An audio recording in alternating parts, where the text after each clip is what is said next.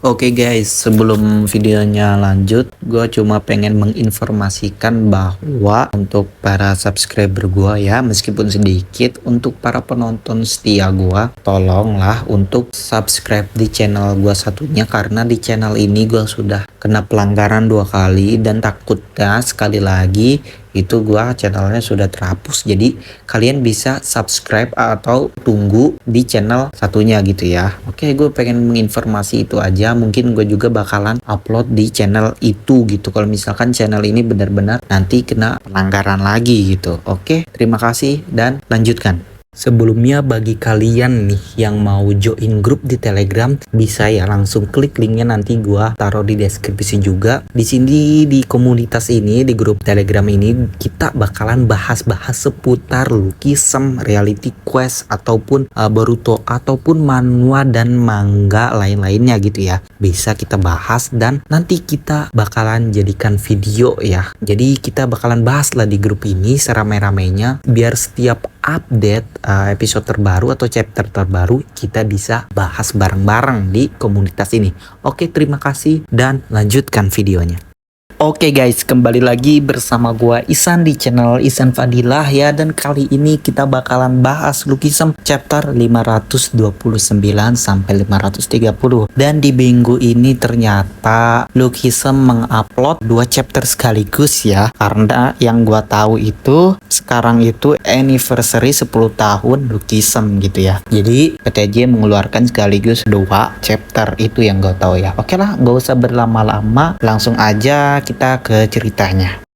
Chapter dibuka dengan Shintaro yang penasaran pada Jonggun, karena jika bukan untuk balas dendam, apa Jonggun kemari untuk menjadi kepala keluarga? Jonggun berkata bahwa dia sudah bilang kalau dia hanya iseng. Lalu Shintaro juga berkata bahwa dia sudah lama menunggu Jonggun, tapi Jonggun kesini hanya karena iseng. Itu alasan yang sangat konyol untuk mati. Lalu seperti biasa, Jonggun dikeroyok oleh para kroco Yamazaki yang tentu saja itu bukanlah suatu halangan bagi Jonggun. Ketika Jonggun sedang membantai-bantai, para kroco lainnya putus asa karena saking kuatnya keturunan Oni itu. Kemudian Jonggun maju duluan untuk menyerang Shintaro, tapi serangannya itu mudah ditahan oleh Shintaro. Shintaro balik menyerang Jonggun terus-menerus sampai Jonggun menyadari bahwa perbedaan kekuatan mereka akan sejauh itu. Lalu ketika Shintaro memberi serangan terakhir menggunakan katananya, tiba-tiba Pak Somi melindungi Jonggun. Kemudian flashback di mana pria bernama Hangure atau Pak Dongwan berkata pada Pak Somi bahwa Pak Somi sudah bekerja keras sampai saat ini yang akhirnya Pak Somi menjadi istri Yamazaki. Karena itu sekarang mereka akan dipandang sebagai keluarga dengan keturunan yang pantas. Mengkhianati Shingen dan berada di posisi Shintaro adalah pilihan yang bagus. Dan sekarang Pak Somi bisa memiliki anak dari Shintaro. Ketika Hangure sedang berbicara, tiba-tiba Pak Somi menangis yang Pak Somi sendiri pun tidak tahu alasannya kenapa dia menangis. Lalu Pak Somi berpikir bahwa dia melahirkan anak dan melayani Shingen itu hanya demi kejayaan keluarga. Tapi kenapa ada hal yang terus mengganggu Pak Somi? Jonggun ada hanyalah alat untuk keluarga. Tapi kenapa Pak Somi terus memikirkan itu? Flashback pun selesai dan pada detik-detik terakhir hidupnya Pak Somi akhirnya mengetahui alasan Shingen memilih pilihan itu. Lalu Pak Somi bertanya pada Jonggun apakah Jonggun terluka. Jonggun tidak apa-apa dan bertanya pada Pak Somi alasan mengapa Pak Somi menyelamatkan Jonggun. Pak Somi menjawab bahwa dia juga tidak tahu karena tubuhnya bergerak sebelum dia menyadarinya. Dan pada akhirnya Pak Somi pun meninggal. Lalu ketika Shintaro mau menghabisi Jonggun, tiba-tiba Shintaro merasakan aura yang berbeda dari Jonggun. Dan ternyata itu adalah Jonggun yang kehilangan kesadarannya. Jonggun langsung menyerang Shintaro seperti binatang buas, bahkan Shintaro mengakui jika Jonggun itu melebihi Shingen. Lalu para kroco pun mencoba melindungi Shintaro, tapi semua itu percuma, nggak ada gunanya. Kemudian mereka pun menyadarinya bahwa mereka sedang diteror dan menjuluki monster itu dengan julukan Shiro Oni. Lalu Shintaro kembali menyerang Jonggun sambil berpikir bahwa Jonggun telah menjadi lebih kuat dan sepertinya sudah cukup untuk menyerahkan posisinya pada Jonggun yang sekarang. Lalu flashback di mana Shintaro yang merenungkan dirinya atas semua perbuatannya selama ini yang mengabdikan seluruh hidupnya untuk melindungi aturan dan keluarga. Demi aturan dan keluarga, Shintaro membunuh anaknya. Tetapi sebenarnya Shintaro adalah anak sulung. Menurut aturan seharusnya Shintaro yang menjadi pemimpin keluarga. Kalau begitu, kenapa Haruto harus mati? Jika Shintaro berhenti, maka semua semua yang Shintaro lakukan dan kematian Haruto juga akan menjadi sia-sia. Shintaro tidak bisa berhenti. Demi aturan, Shintaro membunuh ayahnya yang menyembunyikan kebenaran dan membunuh adiknya yang akan menjadi hambatan. Begitulah Shintaro menjadi pemimpin keluarga agar kehidupannya tidak disangkal. Semua kembali menjadi normal. Tapi Shintaro tidak pernah ingin menjadi pemimpin keluarga. Meskipun sudah menjadi pemimpin keluarga, Shintaro tidak merasakan apa-apa. Hidupnya terkekang oleh aturan. Shintaro tidak bisa mengakhiri hidupnya sendiri karena aturan. Shintaro ingin melarikan diri dari aturan. Ketika memikirkan itu, Shintaro menemukan cara agar dirinya bisa berhenti menjadi keluarga tanpa melanggar aturan, yaitu dengan cara mati di tangan Jonggun. Lalu flashback pun selesai dan kembali lagi di mana Jonggun yang memberikan serangan terakhir pada Shintaro yang sengaja tidak menghindar atau menahan serangan Jonggun. Lalu ketika Jonggun sadar, Jonggun bertanya pada Shintaro apa yang telah terjadi. Shintaro menjawab bahwa ketidaksadaran Jonggun telah mengamuk dan situasi saat ini adalah hasil dari itu. Shintaro juga berkata pada Jonggun bahwa jangan menjadi seperti dirinya dan Shintaro juga meminta maaf pada Jonggun sambil menarik tangan Jonggun agar pukulannya itu masuk lebih dalam. Lalu kematian Shintaro membuat para Orochi Yamazaki bingung. Kemudian Jonggun berkata pada Shintaro bahwa dirinya tidak seperti Shintaro. Jonggun tidak menyesali pilihannya karena di dunia ini yang paling penting adalah hasil akhir. Lalu time skip ke beberapa waktu ke depan di mana Jonggun yang mempercayakan posisi kepala keluarga pada kedua saudara iparnya. Kedua saudara itu berkata pada Jonggun bahwa secara prosedur tidak ada masalah, tapi mereka juga punya posisi tersendiri. Jika mereka bertindak sebagai kepala keluarga, pasti keluarga lainnya tidak akan diam. Lalu Jonggun berkata bahwa mereka tidak perlu khawatir hal itu. Jika keluarga lainnya tidak terima, mereka bisa tunjukkan pada keluarga lainnya bagaimana generasi 0 Yamazaki menyatukan seluruh negara. Lalu mereka pun tidak bisa menolak jika Jonggun sudah bertekad seperti itu. Kemudian salah satu dari mereka berkata pada Jonggun bahwa ini tidak akan terjadi jika Jonggun tidak bekerja di bawah elit. Tapi apa kelemahan Jonggun yang elit ketahui? Mereka bisa pergi dan mengurusnya. Sudah menjadi tugas mereka melindungi kepala keluarga. Jonggun berkata bahwa mereka tidak perlu khawatir karena ini adalah pilihannya sendiri. Jonggun ingin melihat akhir dari seorang pria. Lalu flashback pun selesai dan kembali lagi ke masa kini di mana Jonggun yang berkata pada PHS bahwa meskipun PHS mengetahui tentang Shiro Oni, itu tidak akan merubah apapun dan jangan pernah menyesali apa yang telah PHS lakukan. Lalu ketika PHS keluar dari penjara, tiba-tiba ada seseorang bernama Jinrang yang baru bebas dari penjara. Kebebasan Jinrang itu disambut oleh adiknya dan para pengikutnya. Lalu panel berpindah di mana Na Jae-gyeon yang sedang isi bensin berbicara pada seseorang di telepon yang memberi informasi bahwa Raja Busan telah bebas. Dan chapter pun ditutup dengan pria yang diikuti oleh semua orang, yaitu Jinrang.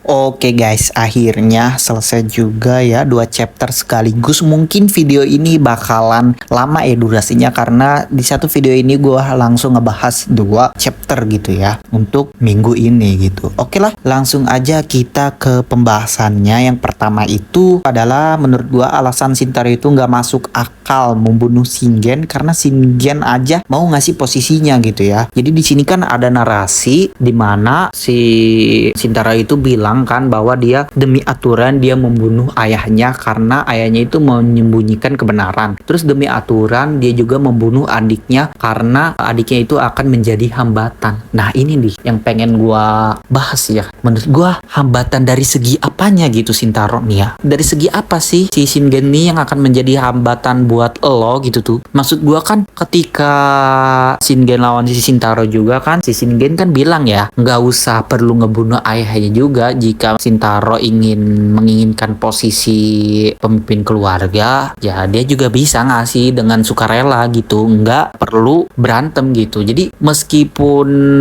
tidak membunuh Shingen itu tidak jadi hambatan apa-apa buat Shintaro gitu kalau menurut gua ya. Cuma ya lagi-lagi nih, karena di sini juga kan Shintaro juga bilang bahwa dia tuh terkekang oleh aturan. Nah si Shintaro ini dia bener-bener ini banget aturan gitu ya. Jadi kalau ada yang melanggar itu dia tuh nggak suka banget sama yang melanggar aturan gitu, termasuk dirinya. Jadi dia juga nggak suka melanggar aturan, makanya itu dia melarikan diri dari aturan itu atau melarikan diri dari posisi itu tanpa melanggar aturan itu dengan cara memilih dibunuh sama si Jonggun. Cuma ya gue masih kayak aneh aja gitu, kenapa harus membunuh sih, kenapa harus perlu gitu membunuh Shingen gitu. Nggak usah juga ya, nggak apa-apa, itu kan kesalahan orang tuanya sama sama kesalahan si Bidan juga. Si Shingen jadi pemimpin juga kan. Si Shingen kan gak tahu apa-apa gitu tuh maksud gua. Nah, itu sih yang pengen gua bahas. Nah, yang kedua ini adalah jadi siapa nih orang yang mau Jonggun temuin gitu? Karena kan di sini Shintaro udah mati fix ya. Terus setahu gua di sini bahwa Shintaro sama Pak Somi ini dia nggak punya anak, karena Shintaro juga di flashback itu ada narasi bahwa Haruto itu adalah anak satu-satunya dia gitu yang dibunuh. Terus dari si flashbacknya Pak Somi itu kan ketika lagi mengobrol sama Hangure kan bilang kalau si Pak Somi ini bisa melahirkan anak lagi dari Shintaro, cuma tidak ya, posisinya di situ di flashback itu belum ada anak dari Shintaro gitu. Dan juga yang sekarang Jonggun memberikan posisinya keluarga itu kan kepada saudara iparnya gitu. Jadi menurut gua kalaupun ada anaknya Shintaro tuh pasti menyaksikan gitu akan ada balas dendam ke Jonggun atau gimana gitu kan. Cuma berarti kalau Shintaro udah mati, siapa yang mau Jonggun temuin ini gitu? Apakah dalam pertarungan Jonggun versus Jungo ini yang di flashback itu sebelum ke Jepang ini? Itu bisa jadi ya, karena yang setelah gua baca-baca lagi chapter 515 kalau nggak salah, ternyata si Jonggun sama si Jungo itu bertarungnya, si Jonggun itu dia belum ada luka di dekat matanya, jadi bisa saja itu sebelum ke Jepang. Jadi emang beneran yang mau ditemuin sama si Jonggun itu yaitu si Shintaro gitu. Selanjutnya yang ketiga itu, apakah Raja Busan Iji muridnya Kim Ga-breong? Nah, ini menarik nih karena kita sudah tahu sendiri kan bahwa si Ga-breong tuh bilang bahwa dia pengen menemui muridnya di Busan gitu. Ketika menemukan Jonggun ini yang sedang terdampar gitu kan. Nah, kalau menurut gua iya, karena dari perawakannya, dari auranya, karena di sini pas si Raja Busan ini bebas, dia itu disambut oleh adiknya dan itu pengikutnya banyak banget. Mungkin menurut gua di sini di Raja Generasi 1 Nuh yang mempunyai sifat romantisme ini di Raja Busan. Raja Busan ini menurut gua dia romantismenya sangat tinggi. Kalau menurut gua iya gitu. Dan apakah Raja Busan ini lebih kuat dari anaknya Ga-breong yaitu si Kim Gi-tae? Menurut gua bisa seri, tapi kalau menurut gua nih ya masih kuatan Gi-tae. Kenapa? Karena bro, genetik itu sumpah itu kuat banget ya, genetik itu nggak bohong. Contohnya aja Jonggun tuh gila, itu genetik dari si Shingen itu kuat. Terus dari siapa sih anaknya Jin Mujin tuh, Jin Hobin, menurut gua dia kuat sih, lebih kuat gitu. Soalnya kan Kim Gi-tae juga kan dia street fighter gitu, petarung jalanan gitu. Kalau lebih kuat dari LJ Raja Busan menurut gua bisa jadi karena murid Ga-breong loh ya. Kalau dibanding LJ kayaknya untuk sekarang gua megang Raja Busan ya. Tapi gua nggak 100% juga sih, karena si Raja Busan ini kan kita belum tahu diliatin fight-nya gimana, kekuatannya gimana ya kan. Terus selanjutnya yang pengen gua bahas itu di sini nih lukisan tuh dedis isu banget ya. Mungkin PTJ mengambil referensi dari kehidupan pribadinya gitu. Karena PTJ kan kehidupan pribadinya dia kalau nggak salah tanpa sosok ayah ya. Jadi di sini coba kalian pikir-pikir, Kim Ga-breong sama Jin Mujin. Kim Ga-breong itu dia tidak peduli pada anaknya gitu. Jadi kayak melantarkan aja, kayak nggak dilatih, nggak diurus gitu. Diurus mungkin iya sedikit-sedikit, apa maksudnya kasih sayangnya itu kurang. Contohnya Kim Gi-tae sama Kim Gi-byung. Tapi dia peduli sama muridnya yaitu Raja Busan yang ada di Busan gitu. Jadi kayak dilatih terus, diperhatiin. Sama juga kayak Jin Mujin. Jin Mujin ini dia sama Jin Hobin ini, bahkan Jin Hobin itu nggak tahu ya kalau Jin Mujin itu adalah bapaknya. Tapi Jin Mujin dia sempat mengurus dan melatih YSJ ya, Yok Song Ji. Tapi anaknya sendiri enggak gitu, nggak diurus gitu. Di sini dadis isu banget ya. Nah, yang selanjutnya itu yang pengen gue bahas adalah dugaan gue bener ya tentang asal usul julukan Shiro Oni ya. Di sini mereka itu ketakutan kan, para Krotyo ini yang memberi julukan Shiro Oni ini ketika si Jonggun ini berpakaian putih dan seperti iblis Oni ketika memasuki mode tidak sadarkan diri seperti Shingen. Nah, ini dia mendapatkan julukan Shiro Oni itu dari situ. Terus selanjutnya yang pengen gue bahas adalah siapa sih kedua saudara Jonggun ini. Nah, kedua saudara Jonggun ini adalah dari satu bapak beda ibu ya. Jadi kan kita juga udah dilihat ya anak-anak lain dari Shingen itu yang udah mati itu dibunuh Shintaro itu yang kedua. Nah, yang ini menurut gua juga saudara dari istri-istri lainnya Shingen ya. Tapi kan yang diliatin di panel itu pas itu cuma ada 4 ya. Cuma ada 4 itu termasuk Jonggun. Mungkin di balik layar atau di balik panel emang sebenarnya anak-anak Shingen ini banyak. Karena kan di awal-awal aksi Roni ini kan para wanita itu bersumpah setia itu memotong jari kelingking kan. Iya kelingking kan, di situ kan wanitanya banyak banget gitu yang bakalan jadi istrinya Shingen gitu. Jadi banyak banget itu, nggak cuma 4, mungkin itu adalah salah 2 dari anak-anak lain dari Shingen gitu. Jadi di sini anak-anak lainnya itu akur ya. Jadi dia nggak bertarung satu sama lain ya. Buktinya aja di sini kedua saudaranya itu dia sangat hormat pada Jonggun gitu ya. Oke, selanjutnya itu yaitu di sini PTJ ini menurut gua pinter banget karena dia memasukkan Jonggun penjara tapi mengeluarkan atau memunculkan karakter kuat lainnya yaitu si Raja Bunsan ini. Jadi Jonggunnya di ban dulu sebentar, dimasukin penjara biar nggak terlalu banyak beban pikiran PTJ kali untuk memikirkan gimana. Atau jangan-jangan sengaja nih PTJ memasukkan Jonggun ke penjara karena dia tuh tahu karena plot armornya udah sangat gede nih si Jonggun nih. Jadi dia juga membaca komentar-komentar dari fansnya itu bahwa Jonggun ini putri kecil PTJ gitu ya. Jadi sengaja dimasukin penjara dulu gitu. Oke, selanjutnya adalah apakah Gimyung bakalan jadi murid Raja Bunsan nih kalau Raja Bunsan itu benar muridnya Gabryong. Nah, ini menarik nih karena ini mungkin saja karena Gimyung itu belum ada guru ya. Itu bisa saja terjadi. Nah, apakah bakalan Gita yang jadi gurunya? Menurut gua enggak ya. Gita itu menurut gua nggak cocok jadi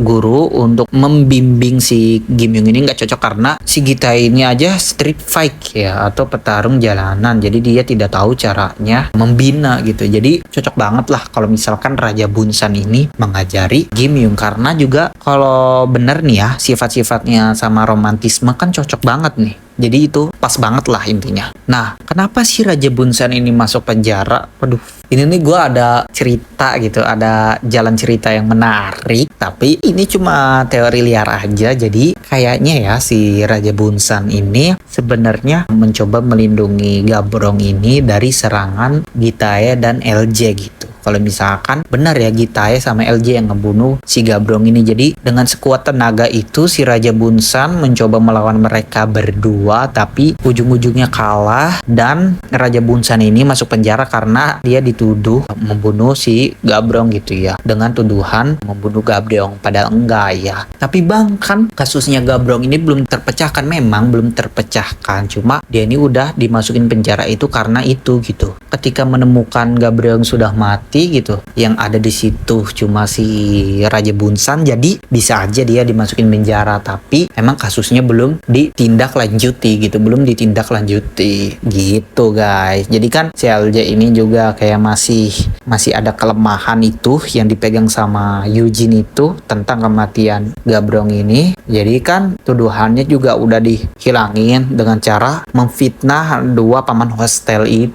Jadi CLJ ini udah agak lega gitu, udah aman, jadi istilahnya dia tuh udah aman. Oke lah guys, mungkin untuk video kali ini cukup sekian aja. Ini kita udah panjang banget membahas Lucky-sama ini karena sekaligus 2 bro. Ini gue juga mikirin teorinya ini lumayan ya, tapi ini sangat menarik nih, gue suka nih, ini lumayan panjang dan mantap banget. Oke lah guys, mungkin untuk video kali ini cukup sekian aja. Jika kalian suka dengan video ini, silahkan di like, komen, dan share ke teman-teman kalian biar teman-teman kalian juga tahu tentang channel ini. Dan jangan lupa juga untuk subscribe untuk mendukung gua, dan bisa juga kalian saweria ya guys. Ayo guys, saweria biar gua bisa lebih semangat lagi gitu ya sebelum ada AdSense gitu ya. Gua mah jujur aja orangnya, belum ada AdSense. Jadi kalian saweria, nanti komen-komen kalian di saweria itu bakalan gua jawabin di video-video Lucky-sama atau reality quest gue selanjutnya gitu. Oke lah, sampai jumpa lagi di video selanjutnya.